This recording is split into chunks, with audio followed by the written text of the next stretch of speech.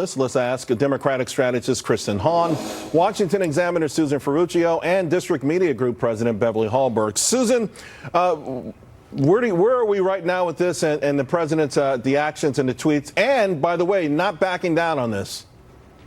No, he's not. And within the next couple hours, you're going to hear from the four women. They're going to give a press conference on Capitol Hill, where I anticipate they'll probably be swinging back at the president over his tweet over the weekend and then doubling down today at the White House. I don't see this ending anytime soon. I don't see the president backing down, and I also don't see these four women backing down either. Of course, Beverly, we came into the weekend with the stock market at record highs, wages soaring through the roof. America, you could almost argue Pax Americana if you wanted to. So some are saying the president did not necessarily have to go down this road. Yeah, words do have consequences, and one of the things that the president did is he buried a news cycle with those different topics you just mentioned, but also the infighting between Democrats that had been escalating over the weekend. And even beyond that, one of the things that the GOP members are going to have to face and are already facing is that they're not going to be able to be silent on the president's comments. They're going to have to respond to this, which of course puts them in a difficult position. So all around, this seems to be kind of a firestorm, not just for the president, but for the GOP. You know what, though, Kristen, some are also saying that President Trump, by doing this, and of course Nancy Pelosi having to come to the aid of the quote-unquote squad, now will actually be under more pressure to push through or allow more of their ideas to go through, and perhaps even exacerbating that fractured relationship.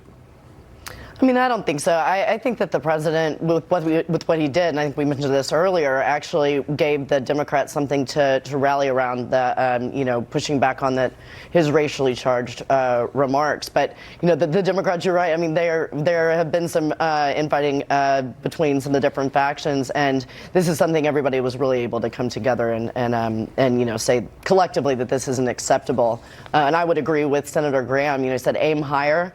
The president's stepping all over himself. He really should be focusing on the economy and pushing out that message. Susan, Lindsey Graham also saying, though, that some of these young ladies are anti-Semitic, anti-American, and, they really have never faced any sort of real wrath from their own political party, any real pushback from the media. What are your thoughts on that? Well, I think that there are some Republicans on Capitol Hill who are pointing that out in their tweets today, that they have made controversial statements themselves. And to your earlier point, Charles, this does not eliminate the real conflict between the progressives in the Democratic caucus and these ultra progressives who really want to push the party to the left. That conflict continues, and I think it could definitely be exacerbated by this situation. Beverly, there's an Axios piece out today, and they looked at Michigan swing voters, and they did a focus group, and the conclusion was that these swing voters in the focus group praised President Trump on immigration. Moreover, 8 out of 12 participants, including one Romney Clinton voter, agree with the statement: when we give migrants food, clothing, toiletries, shelter, all we're doing is encouraging more of them to come to the U.S., and we don't want that. Could this be an example of President Trump saying and putting in a tweet what a lot of people would never publicly say, but maybe feel?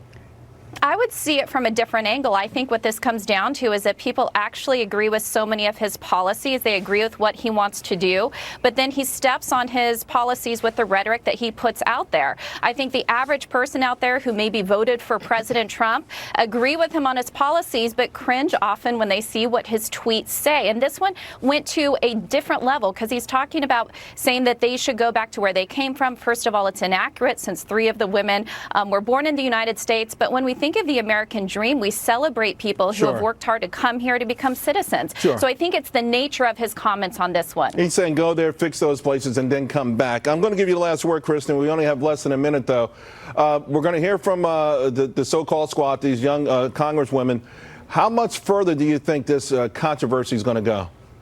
I mean, I think that we have a lot of things to resolve. I think hopefully we can all come together and agree that, making racially charged comments on either side, Republicans or Democrats, like we've seen Ocasio-Cortez's chief of staff make, when he's accusing the Blue Dogs and the New Dems of being racist themselves. So I think we all need to put it down and figure out a way to move forward. Ladies, thank you all very much. Very level-headed conversation. I really appreciate it.